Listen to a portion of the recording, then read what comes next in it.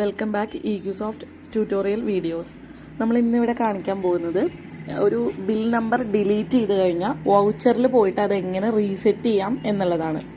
അതിനായിട്ട് നമ്മൾ ആദ്യം തന്നെ ഒരു സെയിൽ ബില്ല് അടിക്കാം. ട്രാൻസാക്ഷനിൽ സെയിൽസിൽ പോയി കഴിഞ്ഞാൽ നമുക്ക് ആവശ്യമുള്ള ബിൽ ടൈപ്പ് സെലക്ട് ചെയ്തിട്ട് നമുക്ക് ബില്ലടിക്കാം. ഇപ്പോൾ ഇവിടെ ഡോക്യുമെന്റ് നമ്പർ വന്നിരിക്കുന്നത് ലാസ്റ്റ് C43 ആണ്. നമ്മൾ ഈ ഒരു ബില്ലടിച്ചിട്ടാണ് ഡിലീറ്റ് ചെയ്യാനായിട്ട് പോകുന്നത്. അഗെയിൻ നമ്മൾ ബില്ലടിക്കുന്ന സമയത്ത് ഈ ഒരു ബിൽ നമ്പർ അല്ലാതെ 44 ആണ് വരിക. അപ്പോൾ എങ്ങനെ അത് വീണ്ടും 43 കൊണ്ടുവരാം എന്നാണ് നമുക്ക് നോക്കുന്നത്. അപ്പം ഞാൻ ബില്ലടിച്ചു, ഇപ്പോൾ സേവ് ചെയ്തിട്ടുണ്ട്. അഗെയിൻ ഞാനത് സെയിൽസ് റിപ്പോർട്ടിൽ പോയിട്ട് ബില്ല് ഡിലീറ്റ് ചെയ്യാണ്. C43 എന്ന് പറയുന്ന ബില്ല് ഞാൻ എൻ്റർ അടിച്ചിട്ട് ഡിലീറ്റ് ബട്ടൺ പ്രസ് ചെയ്തു.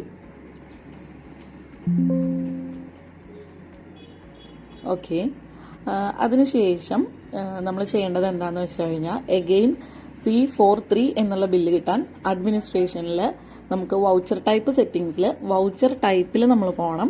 എന്നിട്ട് നമുക്ക് റീകോള് പ്രസ് ചെയ്യാം. അതിനുശേഷം നമ്മൾ സെയിൽസിലാണെങ്കിൽ സെയിൽസ് നമ്മൾ സെലക്ട് ചെയ്യുക. ഒപ്പം ഡിഫറെൻറ്റ് ബ്രാഞ്ച് ഉണ്ടെന്നുണ്ടെങ്കിൽ നമ്മൾ കൊടുത്തിട്ടുള്ള ബ്രാഞ്ച് നമ്മൾ സെലക്ട് ചെയ്യുക. ഒപ്പം ബിൽ ടൈപ്പ് B2C ആണെങ്കിൽ B2C സെലക്ട് ചെയ്യണു. ഒപ്പം 4 എന്നുള്ള നമ്പർ ആയിരിക്കും കിടക്കുന്നുണ്ടാവുക. നമുക്ക് വരേണ്ട ബിൽ നമ്പർ സെലക്ട് ചെയ്ത് സേവ് ചെയ്യാം. സേവ് ചെയ്ത് കഴിഞ്ഞിട്ട് എഗെയിൻ നമ്മൾ ERPയിൽ പോയിട്ട് ബില്ലടിക്കുന്ന സമയത്ത് നമ്മൾ ഡിലീറ്റ് ചെയ്ത ആ സെയിം ബിൽ നമ്പറിൽ നമുക്ക് ബില്ല് സേവ് ചെയ്യാനായിട്ട് പറ്റും.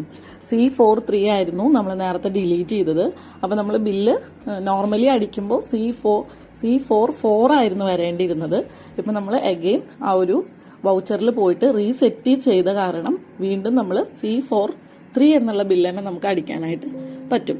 ഇതിപ്പോൾ സെയിൽസ് എന്നല്ല, ബാക്കിയുള്ള മൊഡ്യൂൾസിൽ നമുക്ക് ഇതേപോലെ വൗച്ചറിൽ പോയിട്ട് നമുക്ക് സെറ്റ് ചെയ്യാവുന്നതാണ്.